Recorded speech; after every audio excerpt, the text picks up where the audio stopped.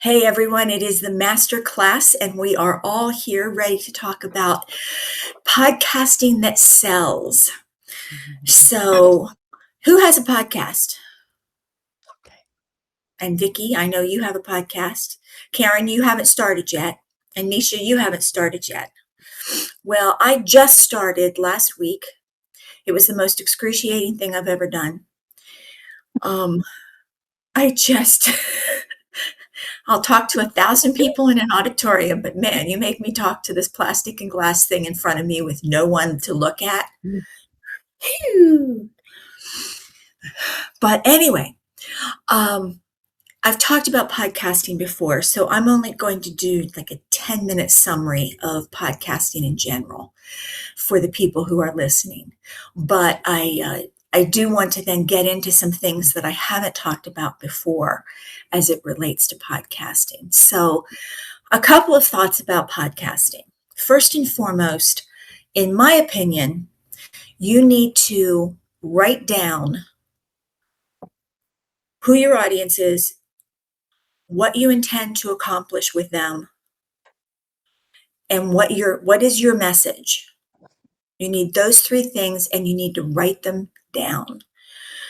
The reason you need to do that is that you've got this great thing in your head. My first business a million years ago,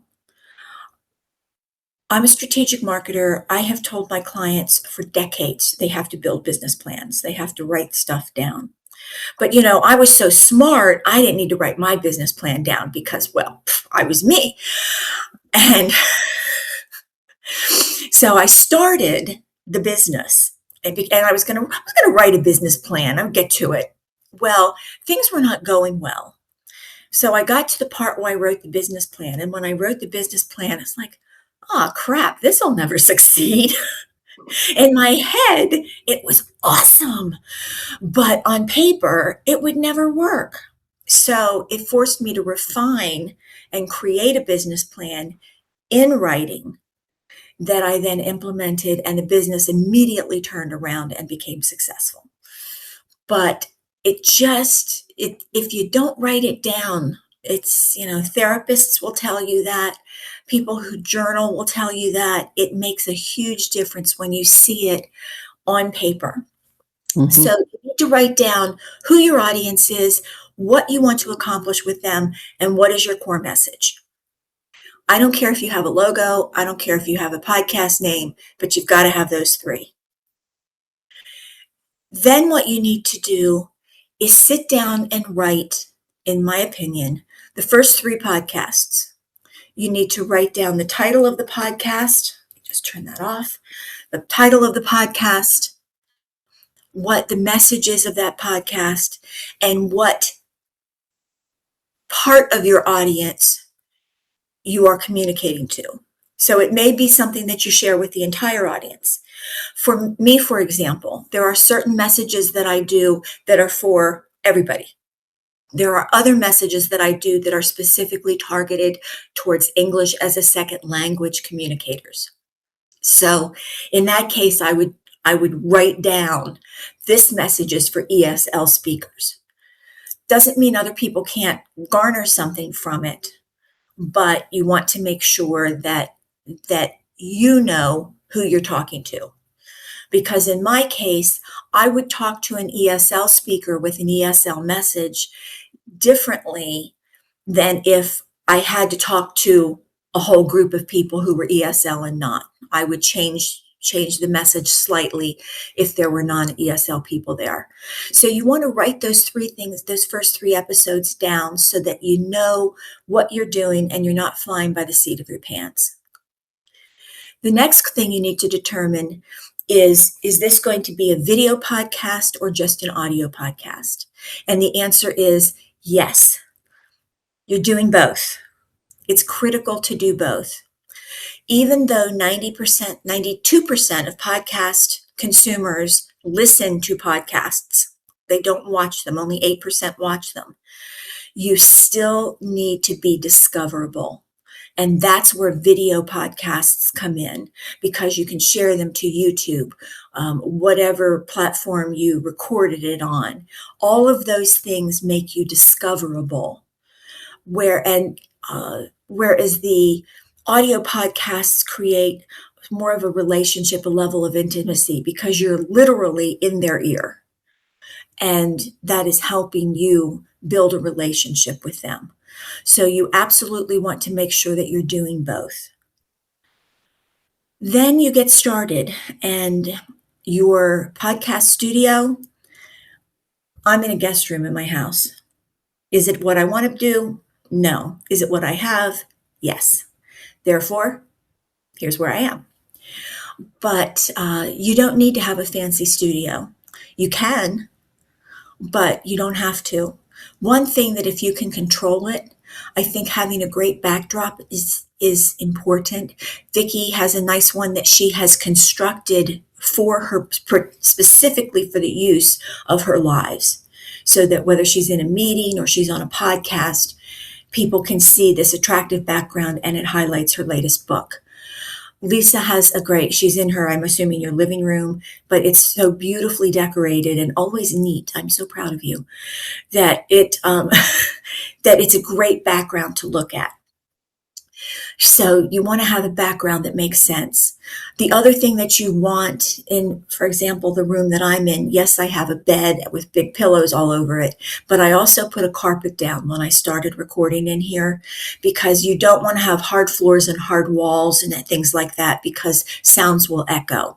So you need to have soft things that will suck up any echo that you might potentially have. Microphones.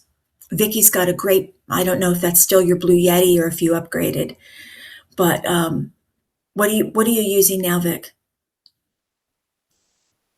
I'm using the Shure M7 mic, and it's a bit pricey, but it is a podcasting mic. Yes, and that's Shure, SHURE. Although I haven't set it up yet, I've got a Blue Yeti. It's a great starter mic. It's very affordable, and it gives you great sound.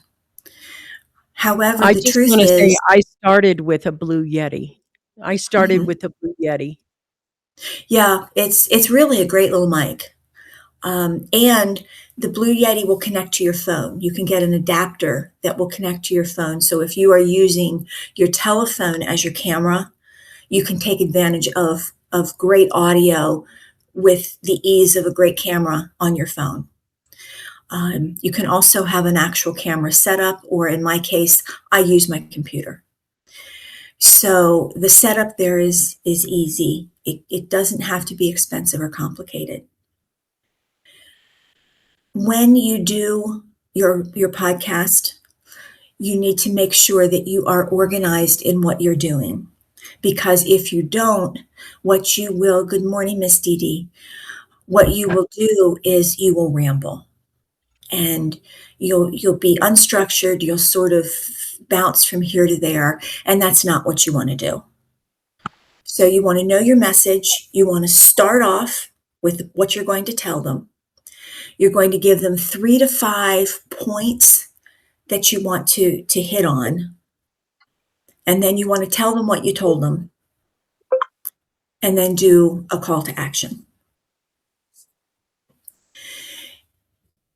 Guests can be a wonderful asset to your podcasts. They can also be a real stinker. I've had a few. The lady from Hawaii, Vic.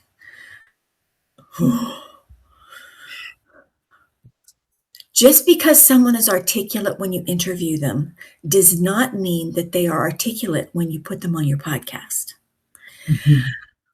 Because, boy, she was not when I put her on her podcast. If you have a guest, what you want to do is, first of all, you get them booked in advance, and you want to remind them a week before and a day before that they have a commitment to you. A week before, because if they have forgotten, you have enough time to get another guest to drop in. A day before, because life is hectic. You want to make sure that they promote the podcast to their sphere of influence. And likewise, when the podcast is finished, you want them to send out the podcast to their sphere of influence. And you want to get that commitment to them when you interview them to be on the podcast. And finally, you want to make sure that you send them a list of questions. That doesn't mean that you don't have other questions that come up that you throw in, but you don't want them blindsided. You want to give them an opportunity to be professional and be prepared. You do that by giving questions, or at minimum, the topic that you'll be discussing.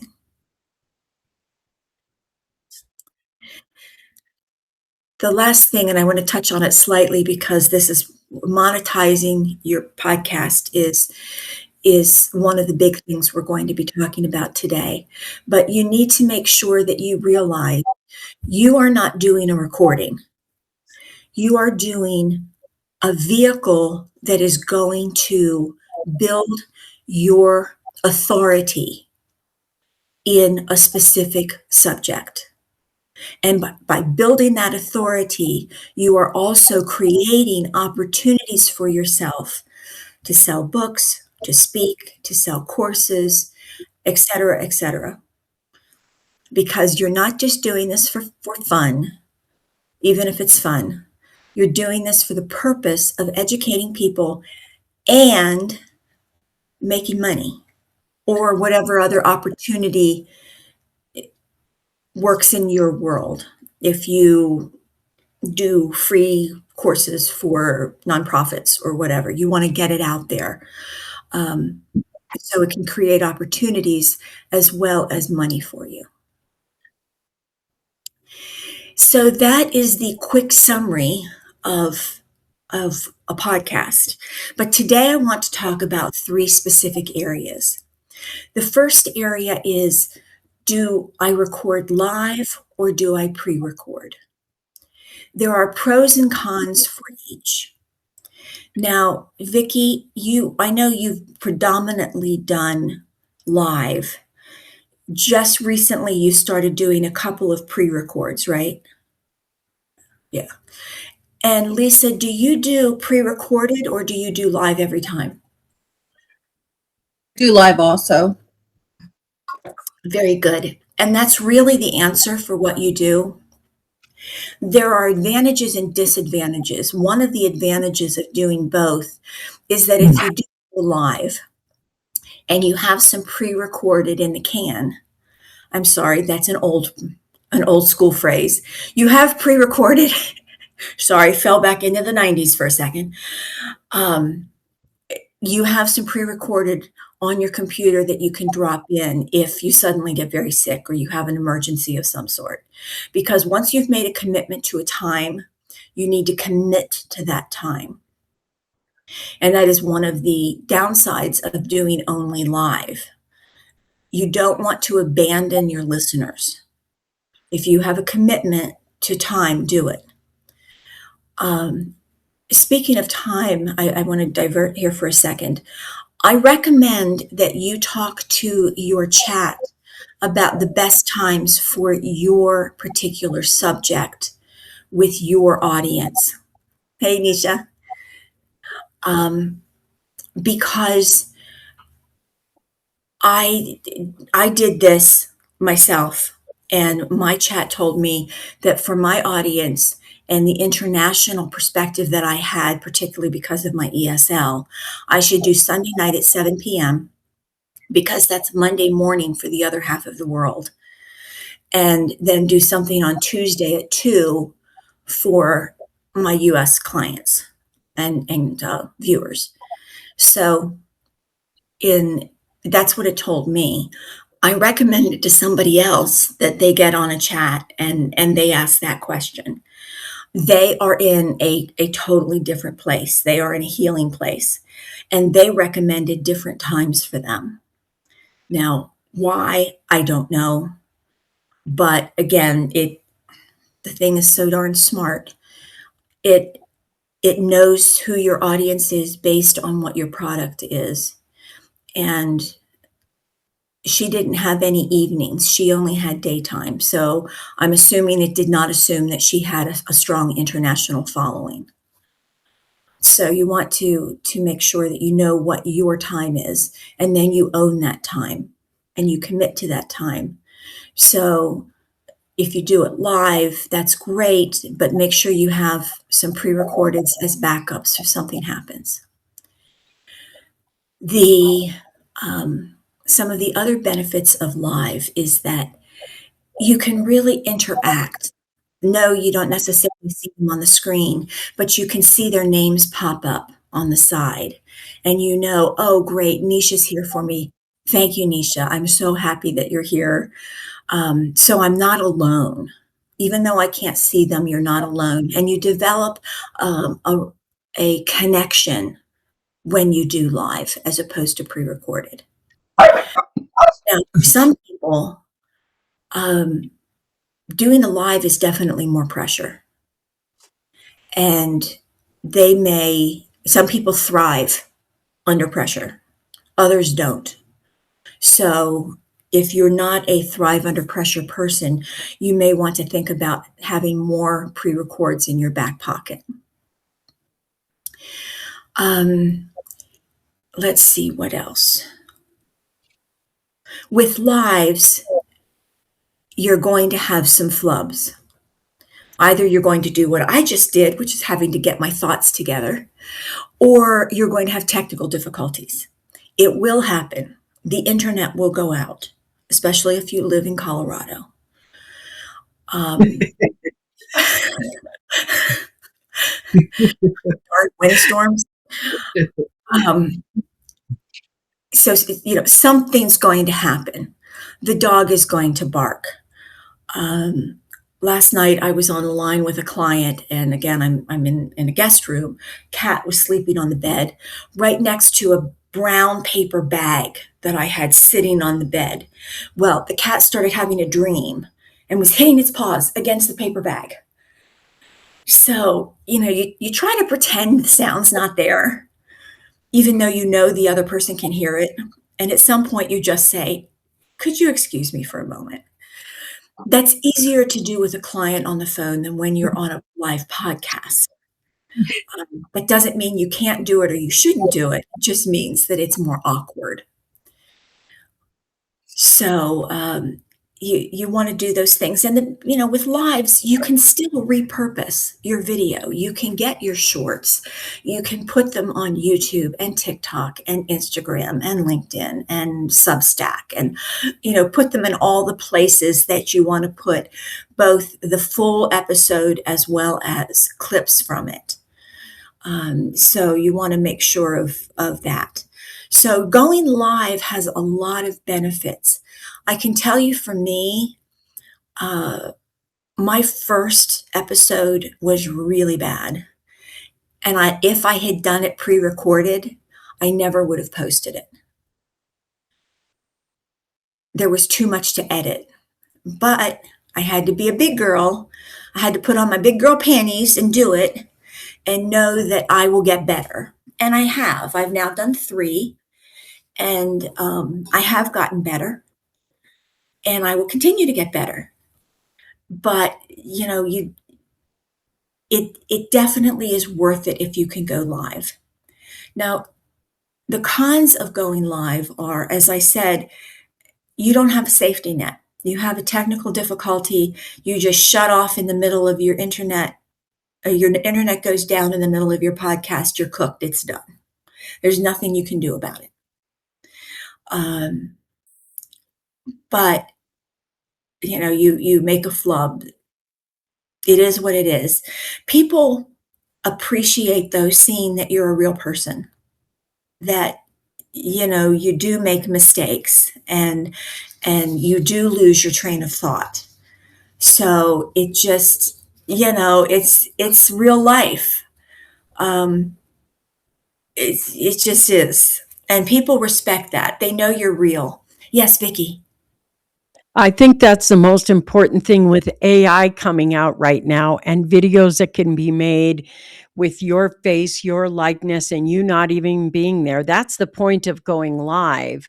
That's the point of why live is going to come back roaring really high, is because people want to see you and not the AI version of you. Excellent point.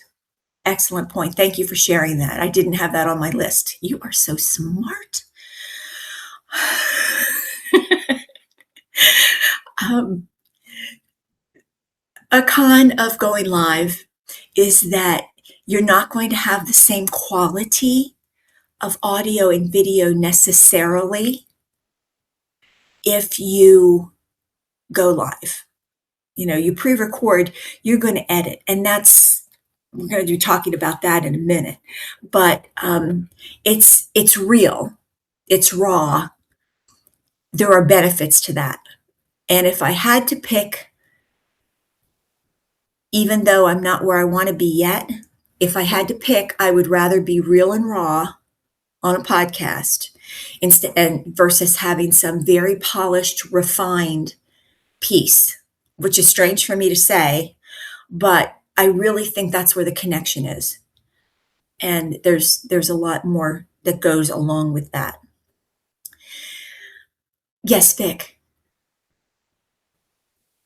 To go along and pair with that, one of the things that I really like about the going live is that when you do screw up, you just name it. You just say it. And when Karen was the executive producer, before I started the podcast, I wanted to eat something. So I grabbed a tablespoon of peanut butter and I had a reaction to it. And I started to stop breathing live online while everybody was watching. But the first thing I said was, I had some peanut butter and it wasn't a brand I normally have. So there could have been a chemical in it or something. I don't know. But I started saying, you know what? I'm not breathing well. And like the audience stayed right on because of that. And I think that's the point, that it's like the humanness doesn't leave when you go live. It enhances it. Just saying. Yeah, it's absolutely true. And, the good news is that if you're not doing this by yourself, we had several people on. Scott jumped on there to help you when you had to go down.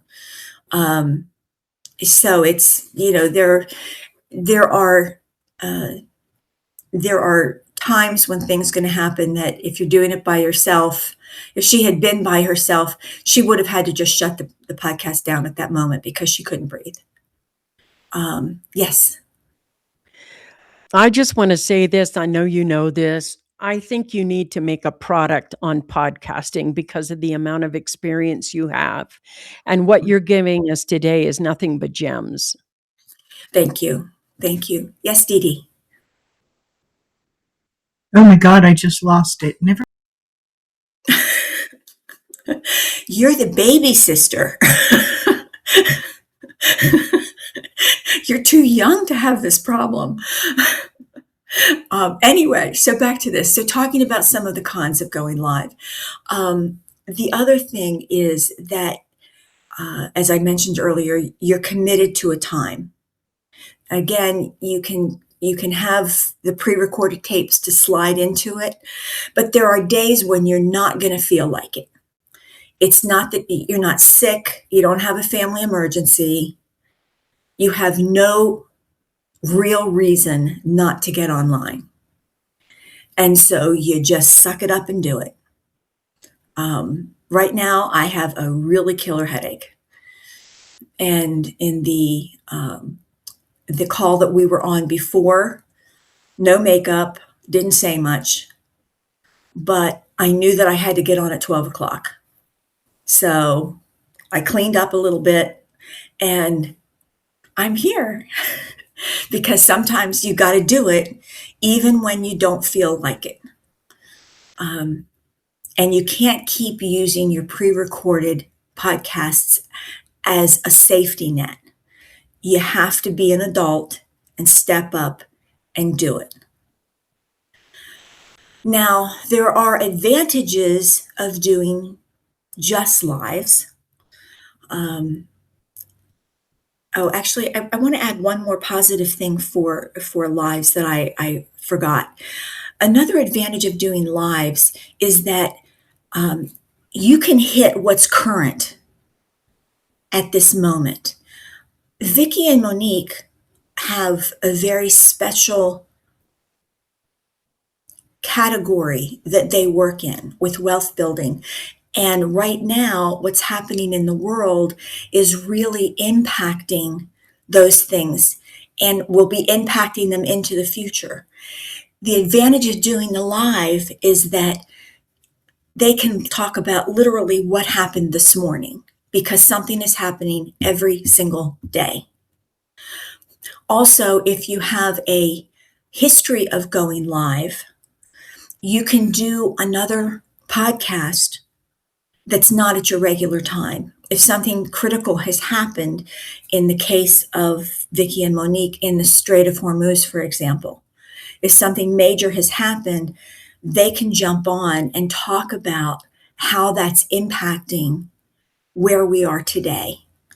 So if you've done nothing but pre-records and you suddenly pop in and you say, hi, this is live today, I'm not telling you that people aren't going to listen to it, but they're not invested in you.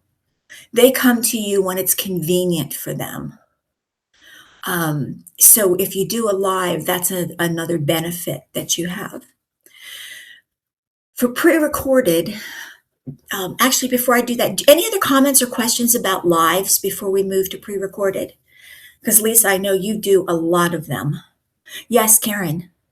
I was going to say, I'm not really quite comfortable yet. I haven't done any except for I've done like 2 now. But so I feel like it's better to start out not doing them live and to move toward live. Would you say that's true or no? In my opinion, no. Okay. I procrastinated for 8 months. Don't do what I did. Okay. Because I had to jump in with both feet and do it, because otherwise you'll always say, oh, it was better when I did it that way. This was better when I did it that way. The connection that you get with the people who watch you is absolutely worth going in and being yourself, even if yourself isn't polished yet. Vicki, what do you have to say? And then Lisa. Karen, whatever it is, get over it. You are way better vocally than you know about. And your reach could go really big, but I believe that live is perfect for you. And the reason I think that is because you have a tendency to trust what comes through you, and it's brilliant when it does. And that is a skill set that is not easily hatched from anybody, and you got it going on. So Yep. to me, I would say even if you did 20 to 30 minutes a day of whatever you wanted to talk about a day at a certain time where you're on every day at 10 a.m., 10 a.m., 10 a.m., 10 a.m., you will grow an audience. Absolutely. I'm very specific to you, Karen, because I you hear trust you. what comes through you. Received. Thank you. Yes. Lisa, what do you have?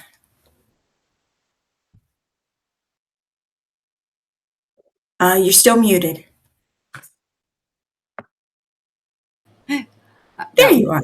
That was on purpose. Oh, now you can't see me, but okay. That's because I hit both buttons. So I truly believe that going live is better.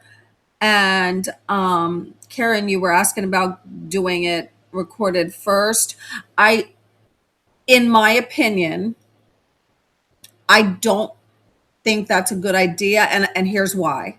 Because if you get comfortable with that, that's your comfort zone.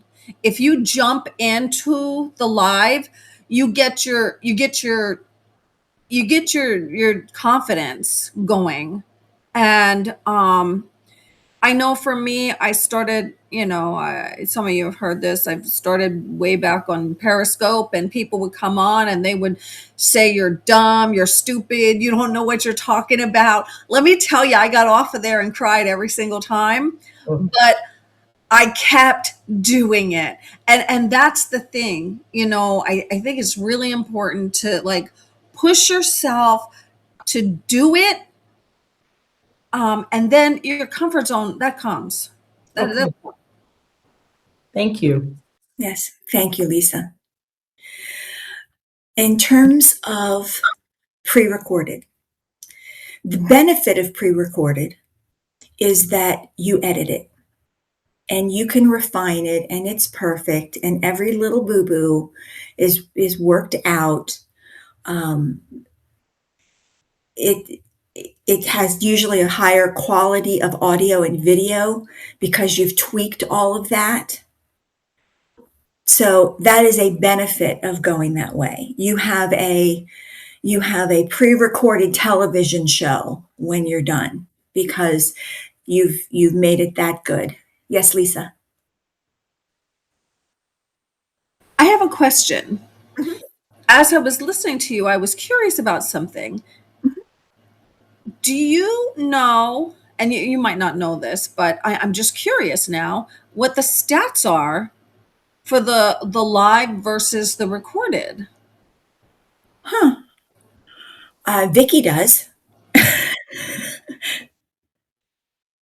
I just want to give you the stats right now, and especially give you the algorithm that Substack has put in place.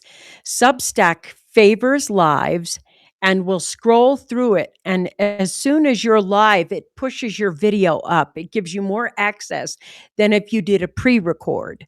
So, at the rate that Substack is growing, 65%, the reason I use the live is because it is 71% more access to an audience via going live than doing the recorded. Why? Because Substack just became like a channel on like Roku or whatever. It's now Substack is like Prime. So what they're doing is all the live videos that happen every day, they will for free put you in front of a national audience. And that's the power of doing the live right now. And I want to say this new live thing, Lisa, came out maybe about 7 weeks ago. It's really new. And so that's the power of accessing that. Thank you, Vicky. I didn't know the answer to that. No Do you have worries. something, Dee Dee? Yeah. When you're going live, uh, as far as what are the best platforms? Because I heard you early speaking about, yeah, if you record or you do on Substacks, then you can't move it to other platforms. So my question here is, how do you work? How are we working that, or how do people work that? Yes, Vicky. Yeah, go Is it ahead, Vic. okay? Okay. So Dee Dee, what happens is there's a difference what's said. You can't download your video off of Substack. You just can't do it. They want to keep it there. And I don't blame them because it's kind of like you can't download a movie on Prime and then put it over on Netflix. So that's kind of the thing now. They are a station. So what you would do is inside the dashboard of the back of the office, it allows you to put two other places where you can upload a video. You want to put your YouTube link in there. And I put LinkedIn because I'm trying to stay away from Facebook. Every blue moon I'm posting now.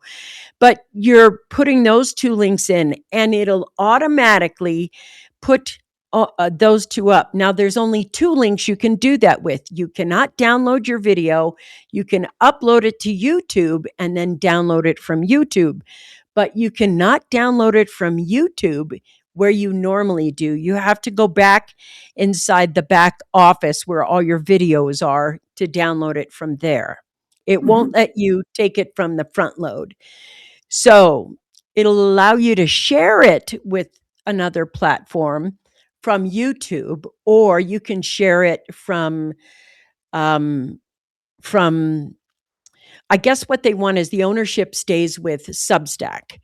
Now, Mhm. if you want to go live and you want to be a broadcasting media company, I want to let you know that Substack is in negotiations right now with one of the brands that are going to let you do that.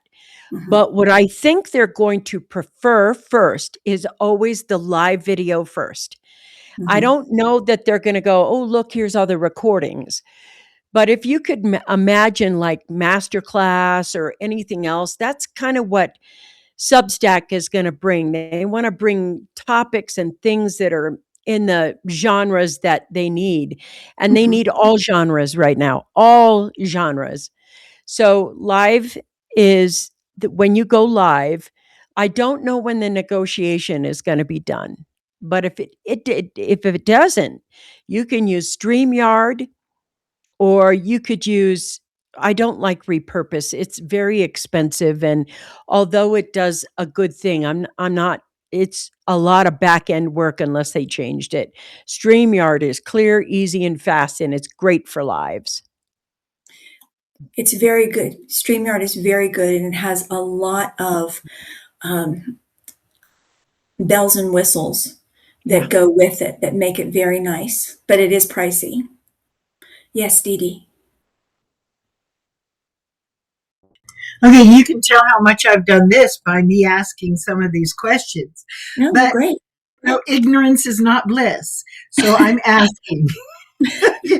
So the question here is, am I using StreamYard to do the live broadcast in Substacks? Or am I using, when I'm using Substacks, use their podcast thing and go live there and then have them move it to the other two? And if I want to do a media situation where I want multiple platforms showing at the same time, then I go to StreamYard. Go ahead. Straight, go ahead, Vic.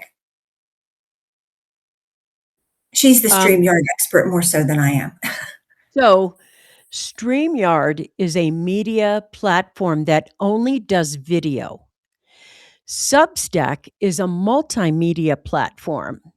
So the truth is, when you're building your body of work, you're building a multimedia company. And what happens is, since Substack is now, starting to become the hot ticket, it's moving away from its beta era into the S curve era, then it's going to add what Karen Sachs calls bells and whistles. So, part of the bells and whistles of being a multimedia company is the ability to stream on multiple social media platforms all at once. That is what StreamYard does, but does not do it for a multimedia company. It only does it for video. And so what it does is you can pre-record and send it up, or go live and send it up. To go live, StreamYard is the best video platform for going live that I know of. Substack wants to use, it starts with an R and it's just escaping me today what the name is. But the thing is, you're building a multimedia company, which means you have products for sale, articles up, you have back office things already done, you have the capability of doing all of it for free and video for free live on Substack. Now, as Substack grows, it's going to be free, free, free, free, free, and you'll be grandfathered in. Then suddenly people have to pay when you're grandfathered in. Mhm. So the time to be in this, to grow your media company and your message and your voice, is better done live on Substack, which is easy to do. And if you use StreamYard, you're an advanced person with a big audience who can go in there and wants to multi-stream videos only on multiple platforms. Did that make sense? Did I answer your question? You answered your question. I don't fully comprehend, having not done it or been interactive with it, but I'm kind of grasping it now. Yes, thank you. Thank you. I And will thank need further advice in later periods when I have more experience. That's fine. So going back to pre-recorded video and the advantages of that. One place that pre-recorded video is really good if you've got a lot of data or research that you want to share, because when you edit it, then you can put in the slide or the chart or the whatever that you want to do. If you are doing it when we're talking, and I did this, I think on Sunday night, I wanted to do a screen share. Well, screen shares are fine. They don't look as professional as just putting up a card, but but there's a lot of fumbling when you do a screen share, and you've got to wait for the computer to make the change, and it's a millisecond, but it's a millisecond, and it seems very long while you're fumbling. So pre-recorded is great if your business has a lot of data that you want to show people. You do have flexibility in timing. We talked about that if you don't feel well or you can't do it, you can schedule. But also you can schedule just, you don't have a reason to not do recording. You just, here's my time. I schedule it every time we go. Other things that are good about pre-recording is that it's really easy for beginners because you don't have to do what I did and fumble, and you feel good about it.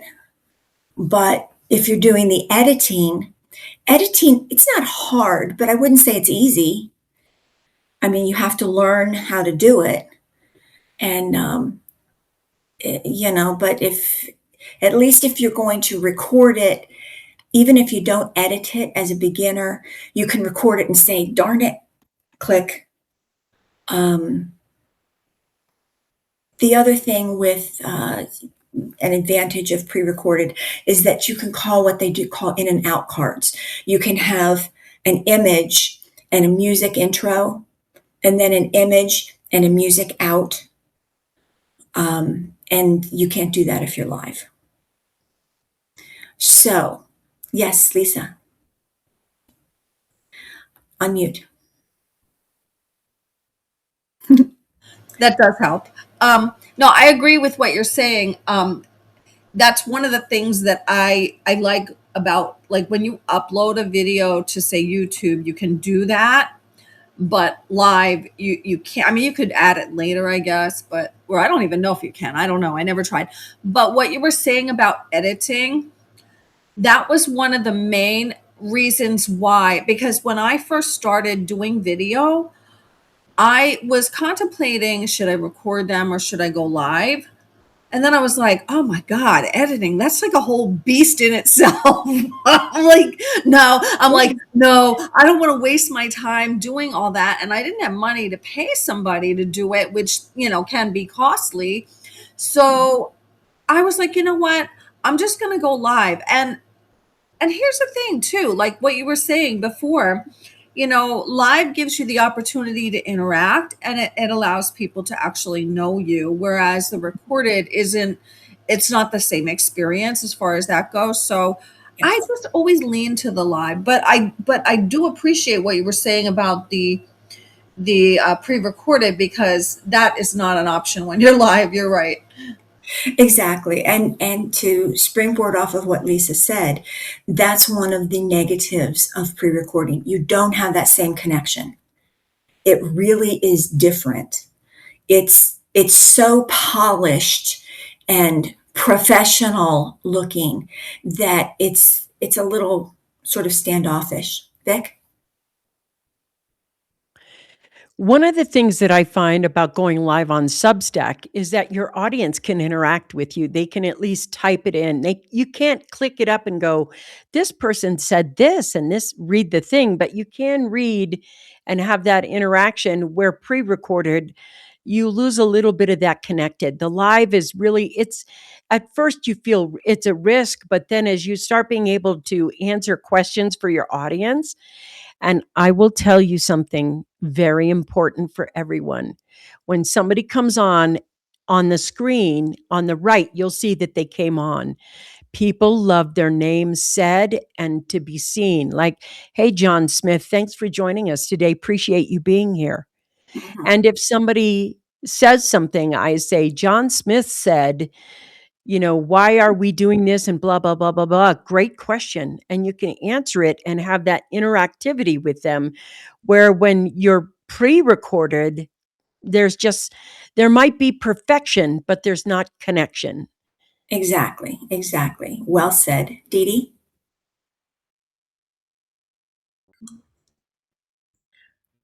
What does a polished video, a pre-prepared, pre-recorded, polished video look like?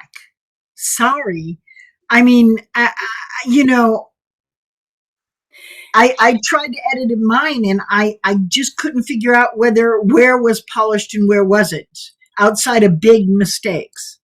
Well, and Vic, I'll be right with you. The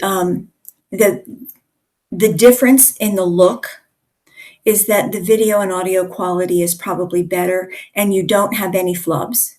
I don't care how good you are, there's something that's going to happen. I mean, even if it's a little hiccup. But still, most people just edit that stuff out. So it looks like a TV show. Everything is just perfectly moves and goes straight. But as Vicky said, there's no connection there. But yes, go ahead, Vic. Well, that's the whole point. When you start making a video that's pre-recorded and perfect, you're now entertainment. And when you go live, you're connection. Mhm. And that's the thing. Live is raw, it's very connected. People can see you screw up, be brilliant, share with your heart. They can feel you. And the pre recorded can be very entertaining because pre records have a lot of B roll. And B roll are, beautiful shots. It's meant to keep you hooked and entertained through the video for as long as you'll stay. Exactly. So there are definitely cons with it. One more advantage of pre-recorded is, and we had this once with the coffee break show. We had someone whose schedule, a very significant guest, whose schedule did not accommodate where we were because of his time zone. And so we were able to pre-record that guest shot, or guest interview. And that worked very well. It worked for the guest. We had the quality guests that we wanted on. We did not edit it. We just pre-recorded it. So, and we did lose the opportunity for people to ask questions of our guests when we did that, but it was the only way we could get him. So, to summarize before I move on to the next points, live or pre-recorded, I'm back to what I said in the beginning. I think live is best, but I think it's also great to have just 2 or 3 pre-recorded in your back pocket in case something happens, because you don't want to you're building an audience at a certain time. And if you don't show up one day, they don't feel the need to show up the next day, the next time. You need to be sensitive to that. Unless you have a lot of data, you need what Vicky called B-roll, which is separate video of other things, of charts of trees, of whatever will make your point while you're talking in the video. Unless you have a need for that, I don't know how much, this is AI for everyday people, so I don't expect that we're going to have tons of charts. But if you do have charts, then, that's where pre-recorded would come in. Anything else about pre-recorded versus live before I jump on to the next subject? Yes, ma'am. What I want to say is The 3 top ways you build authority in your industry. The first one is going live. The second one is writing content. And the third one is having a book. Now, I would flip it. I would go book, live, content. But those are the 3 most strongest authority builders you can have. And the podcast going live, or whether you have recorded, those are still the 3 strongest ways to build authority, not Mhm. in an industry, but in your brand and your name. Yes, absolutely. In the last couple of minutes, I just want to jump ahead and I'll just give you a quick summary of the 2 other topics I wanted to cover. One of them is that you need to self-evaluate. Go about 7 podcasts. Don't do the first 2 or 3. Go out 7 to 10 and then play them back and look at them. Now, you're going to improve. Even if you are a professional, you're going to get better once you get settled in your podcast. But you want to ask yourself, how do I sound? How do I look? Am I slouching? Am I flapping my hands all over the place when I talk? Um, what I do is I talk with my hands, but then all you see is at the bottom of the screen, you see little dancing fingers every now and then. So I've got to work on that. I either have to commit or keep them in my lap. But you want to evaluate your topic. Am I communicating it the way that I want to communicate it? Am I communicating it effectively? Because when you look at it, you're going to find, wow, I could have done a better job on that particular topic. Or that topic was really good. I need to do more of those. So self-evaluation is very important. But 2 things, do not evaluate yourself in the first 7 episodes. Give yourself a chance to really cut your teeth and get in there. And secondly, do not evaluate yourself based on your audience. On Sunday, I had 3 people. Would I love to have had more? Sure. But it was my first podcast. And 3 people showed up and I was thrilled. Thank you, Nisha. So don't look at it and say, well, I only had 10 people. Well, that's 10 more people who saw you live, but you're going to have a lot of other people who look at the replay of your live. And even then, don't evaluate yourself. I think on my first podcast, I had 3 people live, and I want to say I had a total of 24 views. So, I was happy with 24 views just because it's the first podcast I've ever done. But, obviously you'd love to have hundreds or thousands of people. Even for Vicky, that didn't happen in the first week. And she ended up in a great place with the Coffee Break Show. But that doesn't happen right away. Don't expect yourself to be Superman, Superwoman. Yes, Vicky. I just want to share this thing that I think is so important. One of the things Karen and I made sure of is the value we were delivering. Your audience wants value, the value you're delivering. And right now you have AI to help you with that, business advisor to help you create the value. But we made sure every single show had a lot of value in it. Absolutely. And that goes without saying. You've got to be bringing your A game of content. The last thing that I want to say, if you bear with me as we go a few minutes over, the podcast is called, selling on a podcast that sells. This is about money and opportunity. Yes, you are educating people, you're sharing your knowledge. That's fantastic, and that's a wonderful gift that you're giving back. But it's about your opportunities and your money. You need to be able to sell something. You need to be able to get someone into your school so that ultimately down the road, they may choose to invest in you in some way. The only way you're going to do that is if you ask. If you don't get, you don't ask. If you don't ask, you don't get.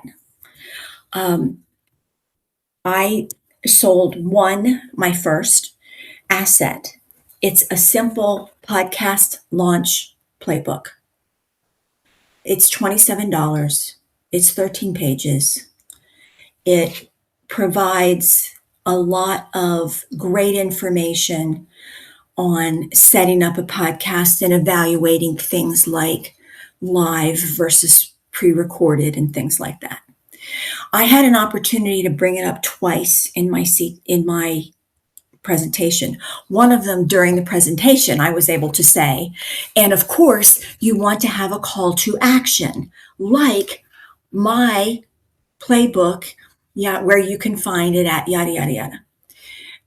At the end, you always want to wrap up with something. Now, you don't have to sell every single time. You can point them to your school.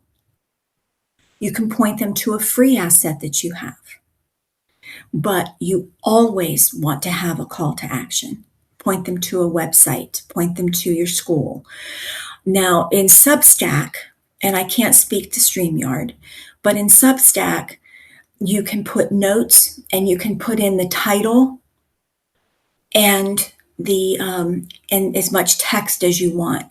I always put the school link every single time to learn how to improve your skills in insert what the topic was.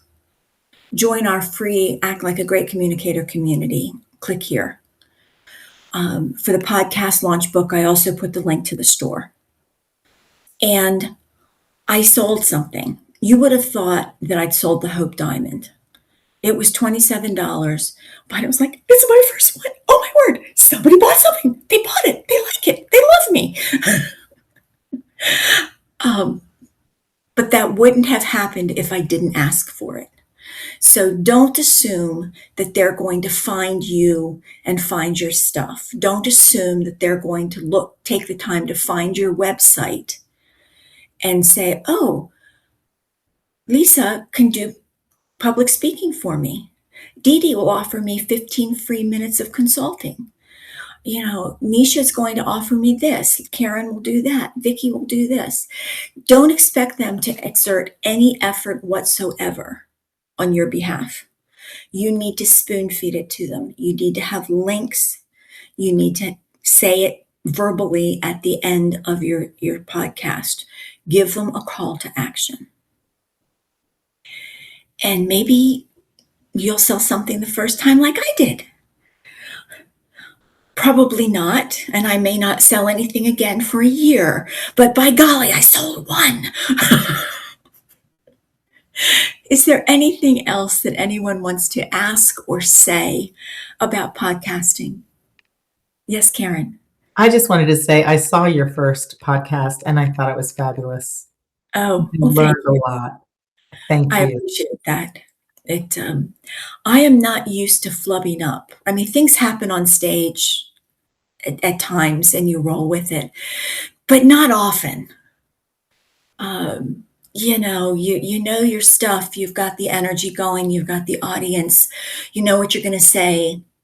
The great thing is if you forgot what you were supposed to say, you can say the next thing because they don't know your script and they don't know what a script is and that you missed something. But on a podcast, man, you are out there naked for the world to see. And it ain't pretty sometimes, but thank you. I appreciate that very much. Ladies, as always, I appreciate you coming to see me. It means so much to me that you're here every time. And I love you all. For those of you who are watching the replay, thank you for watching the replay. I appreciate you taking the time to do it as well. Drop your comments in and tell us what you learned and what you think. I'm now going to turn the